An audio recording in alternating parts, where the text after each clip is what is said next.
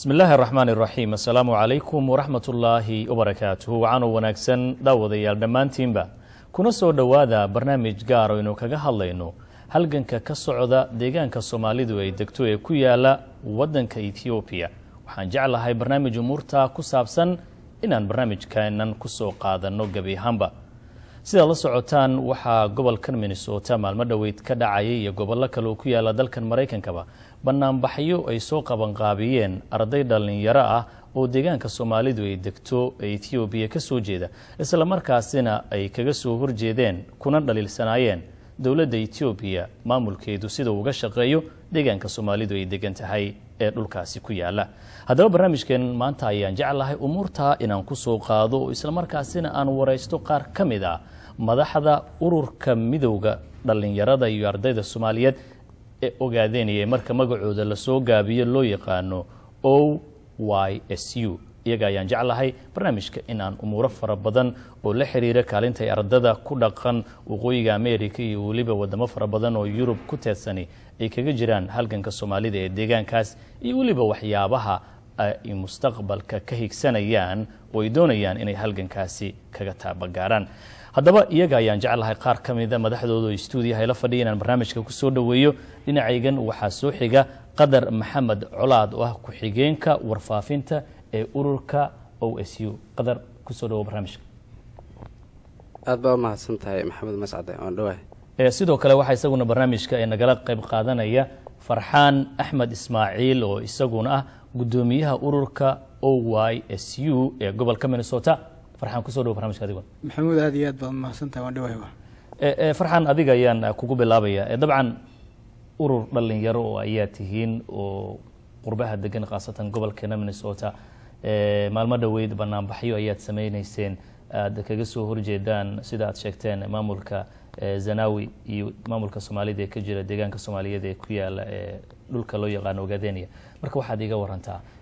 inagoo dabcan waxyaabaha aad qabataan iyo halganka halkaas ka wadaan ka hadli doona waxaad marka hore iga warantaa ururkiinan OYSU goorma ayaa la aasaasay maxay sayd ujeedadii loo aasaasay assalaamu calaykum waraxmatullaahi wabarakaatu maxamuud aad baad u mahadsantahay adiga iyo bahda warbaahintuba waan salaameynaa ururka OYSU waa Ogaden Youth and Student Union meelo badan ba xilli hore ka jiray aasaaskiisa siyaabo kala duwan uu jiri jiray magacyo kalena uu adeegsan jiray oo kala gedisan marka magacan dambe ee OYSU anaga hadda muddo hal sano ka horeysay ama 2 sano ka horeysay OYM baa la oran jiray kuwa Yurubna OSF baa la oran jiray marka OYSU ahaan aaskeeda hadda ay weydiisay June 27 2010 ayaanu ku midoonay dhammaan ururada dhalinyarta ee reer Ogaadeni ee caalamka ka jiray ayaanu ku midoonay Denmark halkaas aan shirweyni ku qabanay halkaas magaca OYSU si guud oo maaragtay wada jir ah loogu aasaasay marka magaca OYSU halkaas ayaa laga aasaasay laakiin horaan ay magacyadan iyo shaqaduba iyo ururaduba ay u sii jiri jireen wagartay waxaan weydiinayaa Qadar waxaad iga warantaa marka waxa uu tilmaamay inaad ururo badan oo isku tagay aad haydeen ujeedada ururkan aad u mideyseen iyo wixii aad doonayseen marka inaad gaartaan ururka asal ahaan loo aasaasay maxay ahayd marka aad baa mahadsantahay Maxamuud kulli Farxaan sidoo sheegay haddaan raaciyo sababta loo mideeyay ururada dhalinyarta oo hadda ka jira 54 meelood caalamka ka hawlgala markii horena magacyo kala duwan ku shaqeyn jiray waxay ahayd iyada oo dadka iyo dhalinyarta reer Ogaadeen ka soo jeeda ee qurbaha ku nool ee ardayda ah ama qaarka aan ardayda ahayn ee maaragtay dhalinyarta ahba loo kala shaqeynaya hawlo kala duwan ayaa waxaan islaaf garanay maadaama aanu nahay dad isku vision ah oo hal mabda higsanaya inay gaaraan dhamaantood inayna fiicneen in magacyo kala duwan lagu kala shaqeeyo Soomaalida waxa kuma mahada biimeel gudan bay isugu tagaan annaga oo mowqifkanagu hal meel in isugu wada tago uu yahay ayaa waxaanu adeegsanay inaan magacii aan hal magac ka wada qaadano dhamaanteen midnimada dhalinyartana aanu xoojino taas oo noo dhib yaraanaysa ururka OYSU ee maaragtay Yurub Australia maraykanka dhexdiisa iyo gobolada kale ee maraykankaba uu kasii kala dhisan yahay waxa ay qabtaan in annaguna maaragtay aanu qabanno hal maalin hal habeen hal maaragtay mabda hal mowqif inaan dhammaantana wada qaadano taasoo noo dhib yaranaysa magacyadii faraha badna ee kala duwanaan ku shaqaynayn. haddaan usoo laabto marka guddoomiyaha wuxuu tilmaamay si qurux badanna u qeexay ujeedooyinkii laga lahaa iyo wixii aad samaynayseen marka muddadii aad jirteen waxyaabihii aad qabateen ku saabsanaa halganka aad tilmaanteen ee kaga soo horjeedaan dowladda Ethiopia dhawaantan waxyaabihii ugu dambeeyay qabataan maxaa kamid ah marka dhawaantan waxyaabihii ugu dambeeyeen qabanay waxaa kamid ahaa mudaharaadkii balahanaa ee hadda goobjooga ka ahayd maalinka hore aan isku arkaynay baa horta u dambeeyay laakiin caam ahaan ama guud ahaan waxyaabaha ugu dambeeyeen qabano mudaharaadkan qabanaa arrimaha xuquuqul insaanka ayaanu qayb weyn ka qaadanaa oo dowladda Mareykanka ee aan la joogno arrimaha advocacy ama human right issues-ka ah maarta xaaladaha maarta xuquuqul aadamaha ayaan wax weyn ka qabanaa waxaan wax ka qabanaa abaabulka iyo arrimaha bulshada hadday tahay isu ururinta dhaqaalaha midaynta dadkan maaragtay reer ogaadani ama Soomaaliyeed ee gobolka nala jooga arrimahaas oo dhan ayaan wax ka qabanaa specifically-na riwaayadaha iyo xuquuqul insaanka iyo arrimaha maaragtay jirdilka iyo waxaas ayaan u soo bandhignaa maaragtay bulshada aan la joogno hadday Soomaali tahay iyo haddii ay tahay maaragtay wadamadan aynu joogno Europe iyo America iyo Canada iyo meeshay doontaba ha ahaatee annaga oo adeegsanayna maaragtay chapterada ama qaybaha OSU ee ka kala jira meelaha kala gedisan ayaan arrimaha fulinaa sidoo walaalka Khadar ku sheegayna kolba topic la taagan yahay ama xuquuqul insaan ha ahaado ama riwaayad ha ahaato ama abaabul ha ahaato ama mudaharaad ha ahaato kolba topic la taagan yahay caalamka meel kasta oo ay Soomaalida ogaadeen joogto ama dad damiir leh oo qadiyadan u nasab sheeganay ay joogaan ururka OSU-na uu ku leeyahay laan ayaa si guud looga wada fuliyaa sidii maalinkii dhaweyd marka mudaharaadka joognay yarkii warbixinta bixinay waa ka arkaysay inta caasimadood uu halkaa mar ka dhacayo uu inoo sheegay sida daraadeed markaa arrimaha barnaamijka u qaban waa gartay qadar waxaad iga warantaa marka muddo badan waxaa soo jiray halgankan oo sanado fara badan ayaa Soomaalida deegaanka degani waxa ay ka soo horjeeday dowladda Ethiopia dowladdii Soomaaliya dagaal bay gashay oo dhulka loo dagaalamay ilaa haddana wax fara badan oo isbedelay ma jiraan dhalinyaraad tihiin qurbahaad ku dhoonshihiin jaamacadaad dhigataan howlo kaloo adduunyabaad aad ku dhex jirtaan maxaa idinku xambaaray marka inaad dalad intaa leeg intaad samaysaan haddana idinkoo qurbaha ku dhaqan oo arday ah aad arrimahaasi halgankaas aad ku jirtaan oo waxyaaba aad kaga soo horjeedaan ee dowladda iyo maamulka deegaanka ka jira aad samaysaan marka maxamed waxa weeyaan su'aal aad u fiican waxa weeyaan qof kasta markuu wax sameynayo waxaa jira wax ku kalifa waxa uu marka iyada ku dhaqaaqayo anagu saad sheegtay dhamaantan maaragtay daily life baan leenahay arday iskuulo jaamacada wada aadaan u nahay at the same time waxa la dheriga waxa karka ka keenay dabka weeyaan waxa anaga nagu kalifay inaanu midnimada inta leeg isku rarno isugu dulqaadano oo isu hogaansano hadii aanu nahay OSU dhibaatada ka jirta dhulkanaga hooye ee ku soo koray ama aan ku dhalanay wadan ka jirta xanuunka dadkanaga ayaanu dareenay waxaanuna ogaanay carabta waxa ku maamada kullu zaman laha rijaal sanad kasta oo la jooga waxay leeyihiin rag la jaan qaadaya generation waqtiga isaga socda marka maadaama codkii dadkanaga cod la'aanta ah aanu nahay waxaan ugu kalifay arinta inaanu codkoodii anagu aan noqono maadaama wadan xor joogno oo freedom of speech uu ka jiro oo waxaad rabto aad ku hadli karto oo aad codkaagi u gudbin karto maaragtay hay'adaha xuquuqul insaanka waxaan ugu kalifay arinta dadkanaga la jir dilayo la kufsanayo la dhibaateynayo maaragtay xabsiyada ku jira inaanu anagu intaanu ugu midoonay maaragtay si aan codkooda aanu ummadda u gaarsiino si aan codkooda adduunweynaha u gaarsiino si aan codkooda xuquuqul insaanka u gaarsiino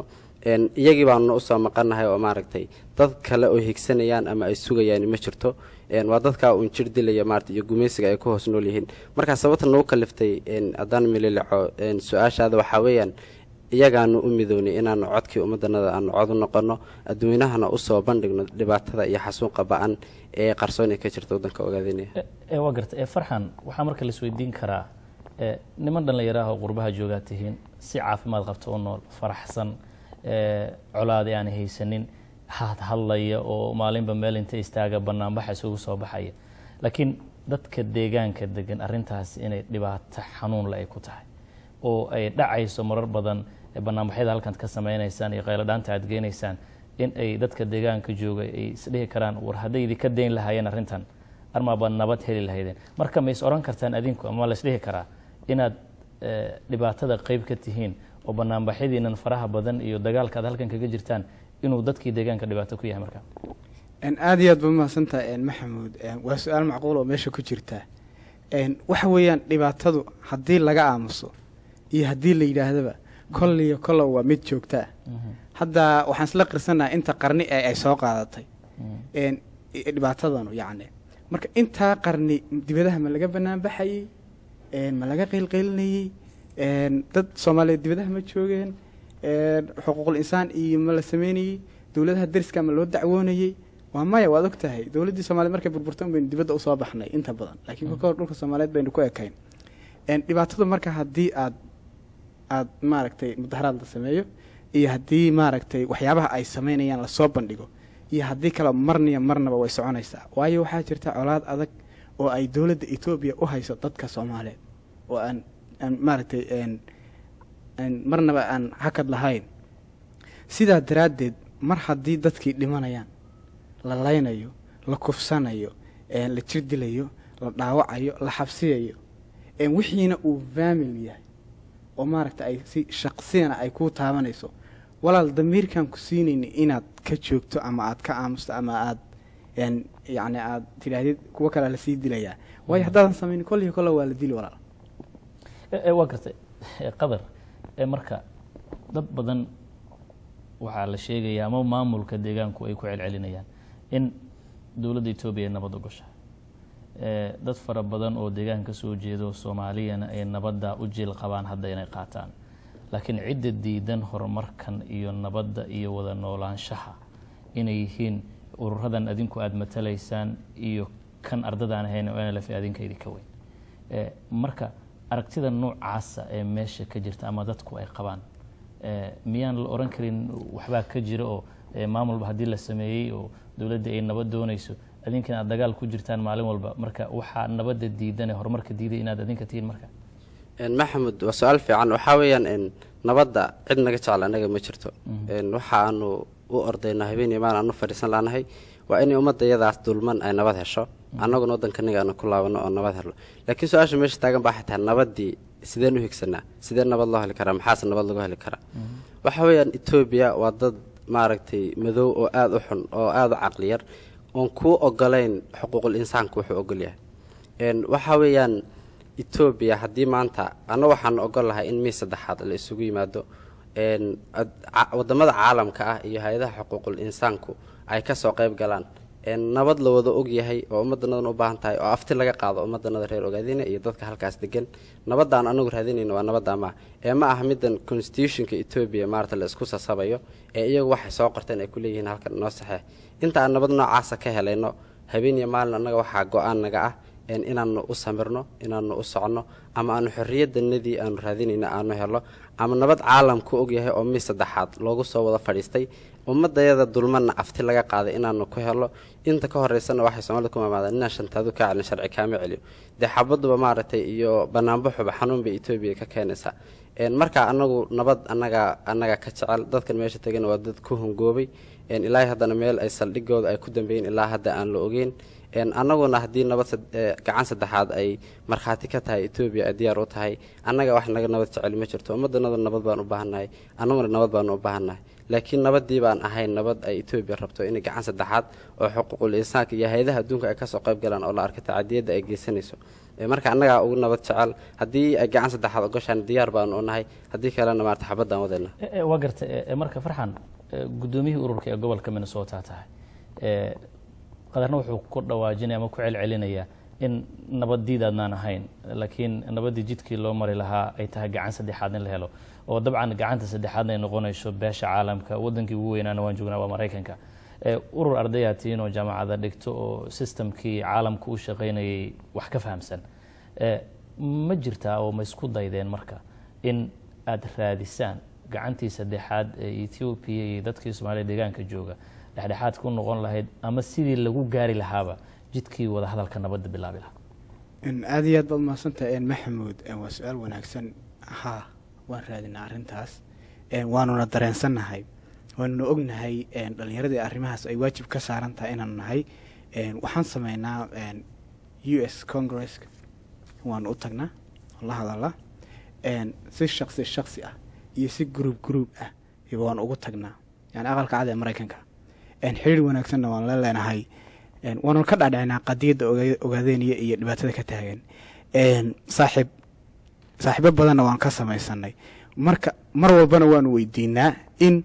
arrintan ogaadeeniya lagu dhammeeyo xal siyaasadeed oo dhab ah oo aan soo noqnoqonayn, oo aan ka ahayn khayaaliga ay Etoobiya waday leedahay nabad baan wadaha, dastuurka qaata, qoriga iska dhiga, dhaqaaqina, Etoobiyaan baa tihiin, halkaa istaaga, oo yacni aan wax ka dambeeya ayna jirin. yacni oo qowmiyadda Etoobiya waa qowmiyad tan hadday tagto talabaad ee ku soo xigta xataa laftigeeda ma jirto wax ay ku saxeexday oo ta dambe la odhan karo war dadkanu heshiiska noocaasay qaateen, sidaa daraaddeed lama xansuuqi karo, lama jirdili karo, yacni wax yacni ay ku samaysa ma jiro. waxa weeyaan soo gal iska sameey. sidaa daraaddeed u noqdo su-aashaadii, waan samaynaa, Yurub baanu ka samaynaa, Maraykankaan ka samaynaa, waxaan ka samaynaa Afrikaan ka samaynaa. hadda tusaale ahaan oo kale Yurub waxaa ka jiray 2 wiig ka hor, 1 wiig iyo badh ka hor hearing baa ka jiray. hearingkaas waxaa soo abaabulay dhallinyarada reer Ogaadeni ayaa soo abaabushay iyo hay-ado kale oo ay la kaashadeen. waxaa lagu daawanayay oo makhraatiga ka ahaa oo maaragtay lagu soo bandhigayay. BBC-daasaad ka warhaysaanba waxay ku gashay qaybteeda World Service-ka, ayaa waxay ku gashay si dhuumaal ah, waayo Ogaadeniya looma ogola journalistayaashu inay galaan. dadka madaxa bannaan, saxaafadda madaxa bannaan iyo hay-adaha madaxa bannaan lama ogola. waxaa la leeyahay waa dhul xidhan oo maaragtay wixii galaba kurka laga goynayo. yaa ka goynaya? Etoobiya waxay ku leedahay dad kale ka goynaya, laakiin waa iyada ku cabsi gelinaysa, waxay diidaysaa dhibka ay geysanayso in la soo arko. sidaa daraaddeed BBC-da waxay ku gashay dhumaal, barnaamij bay ka soo duubtay. barnaamijka ay ka soo duubtay yacni qaadan waabay ku noqotay. dowladda Britain ayaa ka hadlaysay oo wasiirkeeda maaragtay xogayaha arrimaha horumarinta Andrew Mitchell nin la yidhaahdo ayaa laga wareysanayay maalin arkay linkigu meel walba ku jiraa. yacni qoladaasaa markii lagu soo casuumay, wariyayaashii galay iyo guest speakerska ka ahaa oo waxay soo arkeen sheegayey. Washington oo kale 2 wiig ka hor baan ka soo noqonay oo aan tagnay oo aan ka samaynay maaragtay bandhig iyadan aan caadi ahayn oo maaragtay dhibaatada iyo shidilka iyo kufsiga aan ka samaynay. Keenada sidoo kale iyadana 2 wiig ka hor baan kaga qayb galay barnaamij dhan oo caalamka maaragtay dadyoga dulman oo dhan ay isugu yimaadeen. yacni Europe oo dhan sidoo kale, Switzerland annagoo matalayna OASU oo matalaysa ururada Africa oo dhan ayaan waxaan kaga qayb galay Switzerland iyo Spain shirka youthka caalamka oo ay nagu casumeen. marka waa arrimaha ummadda imali in waanu la samaynaa. marka adaan su'aal daba dhigo oo ninkan aan weydiiyo, hadalladaas uu sheegay faraha badan isku daygeeda noocaas aad samayseen, albaab kasta aad garaacdeen, qolooyin fara badan la hadasheen, markaad fakarteen oo isku geegeyseen waxaas soo dhan, maxaad isleedihiin way tahay sababtu ilaa iyo hadda beesha caalamku ay uga indhaqarsanayso gabadfallada ka socda deegaankaas? sidoo Farxaan sheegay waxa weeyaan maaragtay albaab kasta oo xal Ogaadeni aan uga helino waanu garaacnay, waanu garaaci doonaa. waxa weeyaan geedka marka uu midho dhalinayo waa la waraabiya Maxamuud sida aragtaba, waa maaragtay biyo lagu shubaa, carra hareeraha laga shubaa ilaa intuu ka baxayo uu ka hana qaadayna maaragtay waa la sugaa. samraana sidkiisu halaabay Soomaalidu kuma mahada. marka beesha caalamka damoor aan maaragtay tacadiyadii iyo dhibaatadii wadanka lagu hayay aan tusno, markasta way noo soo jawaabaan. maaragtay rajo noo sheegaan, waxyaalaha ka qaban doonaan bay noo sheegaan. cadeymaha badanna hadda baryahan dambe iyo aad u soo baxbayaan. marka waxaan rajaynaynaa hadduu Ilaahay raado annaguna aanu sii wadi doonaa inay waxyaalo macquul gal ah oo maaragtay shacabka dulmana reer Ogaadeniina dan u ah inay ka soo bixi doonaan waqtiyada hadda inagu soo wajahan hadduu Ilaahay raado. rajo aad u fiicanna maaragtay waanu qabnaa. ururkiina marka iyo qadiyadda guud marka la isu geeyo intaba, waa maxay waxa aad doonaysaan inaad mustaqbalka gaartaan? ma waxaad doonaysaan inaad dowlad madax bannaan oo Etoobiya ka goodaad noqotaan oo iskeed isku taagan? ma Soomaaliya doonaysaan inaad ku biirtaan? ma waxaad doonaysaan in aad nabad heshaan oo Ethiopia aad la deganaataan waa maxay goolka iyo ujeedada aad adeegsanaysaan waad mahadsantahay mar labaad maxamuud arrintaasu aad su-aal yar oo kooban jawaab yar oo kooban baan ka bixinayaa waxa keliya teenu doonaynaa waxa weeyaan in dadka iyaga afti laga qaado qarnigan maanta aan joognina dad bila'aadmiya oo adduunka ku nool oo le aftiha laga qaado oo loo diidi karaa way adag tahay yacni marka dadka iyaga u taalla hadday Soomaaliya ku biiri hadday Ethiopia ka mid noqonayaan hadday Djibouti ku biirayaan hadday Kenya ku biirayaan iyo hadday xornimo yacni buuxda u istaagayaan bal dadka waxaan leenahay dadkan gobolkan dega ee intaasoo qarni ee maartay dhibaatada iyo kufsiga jirdilka Ethiopia ku soo haysay hal mar ha u ogolaato in afti laga qaado oo iyagu ay markaa sheegaan waxa ay rabto marka ma aha wax kadib intay dadka gobolka u oranayaan madaxdu intay soo istaagaan ay idaacada ka oran doonaan ma yeelin wuxuu dadku yiri waa lagu qasban yahay taa iyada laakiin waxaan leenahay dadka aftiha laga qaado laakiin waxa la isweydiin karaa dadka la leeyahay aftiha laga qaado aftida doonay waa inay ugu yaraan yihiin dad u bisil afti in laga qaado waxaan ognahay isla ururkiina dhexdiisa maamulkiina inuu haysto sare oo qaar ay dawladda Ethiopia intay ka baxeen ururkii dawladda Ethiopia ku beeraan marar fara badanna halganka aad sheegaysaan sidaas aad tilmaantay waxyaabaha galdaacinaya inay tahay isla adinka dhexdeena dhibaatooyinka ka jira oo laga yaabo hadii dhexdiinu aad ahaan lahaydeen dad midaysan oo marka ujeedada meel u wada socda in xalku la gaari lahaa marka dadka sida u fakaraya marag sida noocaas qaba maxaad ku leedahay marka walaal dadka reer ogaadayna wuu u bisil yahay inuu qaato maarta afti u qaato ama afti maanta la weydiiyo waxaana taa ku cadeynaysaa intii qarni ee maaragtay ay Ethiopia dhibaatada ku soo haysay intaba si cad ayay uga soo horjeedeen Ethiopia wax xiriir ah oo horta aan la leenahay maxamuud ma jiro anoo inta leeg baan ka soo tagay waligii ardayna waan ku ahaa waligii maana arag Ethiopia dawlad ah oo wasaaradda waxbarashada iyo tii caafimaadka iyo wafdi intay soo dirtay fiirinaysa caafimaadka iyo leerka iyo nolosha iyo waxbarashada dadku yacni basic life-ka ay dadku u baahan yihiin Ethiopia fiirinaysa waligana maana arag kaliya waxa nala soo diraa military dad iyo duunyada wixii soonihiisa gala iyo wixii afku ku hadlay aan ku hadlayn kurka ka gooya ama xira yacni su'aal ahaan xoolaha waa la xiraa ogaadanya geela iyo ariga iyo maarta xoolaha waa laga oodaa biyaha waxaan la yiraahdaa ma baxaysaan sida daraadid sababtu waxa weeyaan nin jabhada ama dad kale ama reer babacaana ka maalay geela laftiisa ya ninka jabhada ninka geeljidaha geelaadaad u listay baa la dhahaa adiga geelaagu waad xirantihiin waa run waa arrin xaqiiqo oo dhacday sida daraadid hor dadku afti way u bisiliyeen waayo inta ay iska caabinayeen ayaa kuwa cadeynaysa laakiin maamulkii dadka u hagi lahaa arrinta haddaanay wax isku raacsanayn soo dhibaatada qayb kama marka maamulka laftigiisu wax khilaaf ah iyo dhibaato oo ka dhex taagan maamulka maxamuud ma jirto walaal halgan hadduu jiro dhibaato badan buu leeyahay Ethiopia haddaan la dagaalano intaan la dagaalano in ka badan bay nala dagaalamaysaa sidaa daraaddeed waxaynu dhexdayada tashuush bay ka abuuraysaa lacag iyo kala gadasho intaa way samaynaysaa waa suuragal in waa meel laga arkay shakhsi u dabca oo dantiisa ku wata markaa idaacadahana istaago oo yiraahdo anoo saas iyo saas abaan yaan saa ahay laakiin dadkan reer ogaadeenaya madax iyo maamul iyo mijaba way u midaysan yihiin inay maaragtay halgankan iyo ay qayb weyn ka qaataan ururkan iyo halganka oo wadana way ka midaysan yihiin laakiin waxa laga yaabaa inaad waa meel ka aragtay yani shakhsiyaad markaa ama la kasbaday ama dangaara la siiyey ama iyagoon urur kaga metelin oo iska qurba joog ahoo meelahaa jooga yidhi maaragtay waan isdhiibay ururkan ka mid ahay yani arrimaha noocaasa gale waa laga yaaba waan soo gabagabaynaynaa ugu dambeynta dabcan waxaan ku soo dhaweynayaa mar kale qadar marka ugu dambeynta inagu soo gabagabaynayna waxaad u baahan tihiin ugu dambeeya waad isleedihiin haddii lagu dhaqaaqo sida ugu sahlan waa lagu heli karaa hadday noqon lahayd dhinaca nabadda maxaad u malaynaysaa marka xalka ugu sahlan ee dadkiina dani ugu jirto marka dagaalka meel la iska dhigo ee mudan in la qabto rajaynaysaan inaad ku talaabsataan mustaqbalka maxamed waa mahadsan tahay calaamadda halganka iyaga ayaa waxay tahay waa qori iyo qalin qalinku wuxuu u taagan yahay si kasta oonu xal ugu helayno ummadda dulman ee reer Ogaadeenaya inaan qalinkaas wax ugu raadino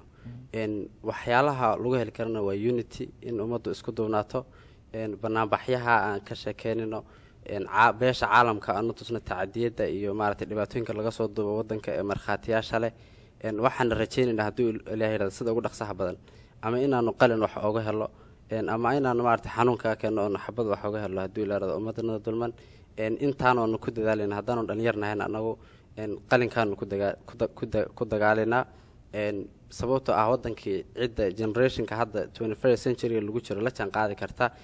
qalin wax kusoo dhicin kartaa sidii halgamadii South Africa oo kale dhalinyarta jaamacadaha unbaa maaragtay xorriyadda u horseeday marka insha Allah meel kasta oo nu gaari karo ha gaabnaato ha dheeraato kama daalayno ilaa inta aan ka helayno xorriyad taama ama nabad ay ku taabagalaan shacabka naga dulman ee reer Ogaadeenaya farxan ugu dambeynta adiga marka hadallada oo ninkaan tilmaamay ee qadar adoo eegaya xaaladda jirta qiimeynaya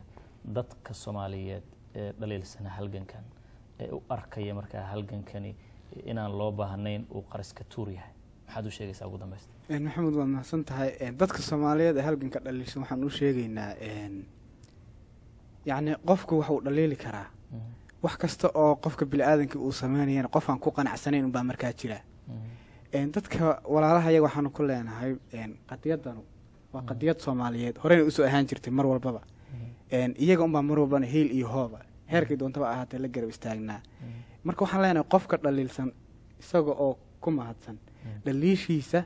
iyo waxqabadkiisa iyo qaybta uu ka matalaya ama ka arka inay laga dhaliilan yahay inuu noola yimaado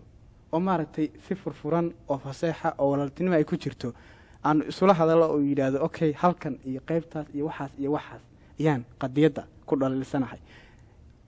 midda kalena waxaas arrimaha noocaasa ayaan u arkaa yacni in lagu toosin kara dhaliishii qofka noocaasi wuu mudan yahay yacni maaragtay inuu wax toosinayo laakiin waxaan ka yeelin marnaba inuu qofku dee uu isaga oo dib isaga fadhiyo waxba aan qabanayn dhaliil maaragtay burburin ahuun inuu kal walba ku yidhaahdo laakiin dadka Soomaaliyeed ee dhaliilsan qadiyaddan waxaan leenahay walaalow qadiyaddu kama maarmayso waana qadiyadaadii adiga oo dhaliishaadii wata nagu soo biir noo sheeg waxaad nala toosinayso nala toosi kadibna halkaan ka wada janqaadno wagaag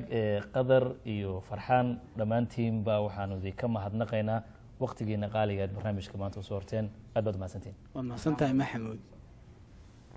waa mahadsan yihiin kuwaasi waxay ahaayeen madaxda ururka OYSU oo igu waramayay barnaamijkeena maanta waxaan filayaa waxyaabo fara badan oo ay ka hadlayeen inaad dhab ahaantii dareemaysaan isla markaasina aan filayo in fikrado iyo aragtiyo kala gedisan ay idinkaga baxeen barnaamijkii aad daawateen akhyaarta qiimiga iyo qadarinta mudanayna daawanayo barnaamijkii gaarka ahaa ee aan idinku talagalnay maantana intaa ayaanu kusoo gabagabaynaynaa intaynu barnaamij xiise leh oo kan lamida dib u kulmi doono waxaan idinku dhaafayaa sidaa iyo nabadgelyo wasalaamu calaykum waraxmatullaahi wabarakaatu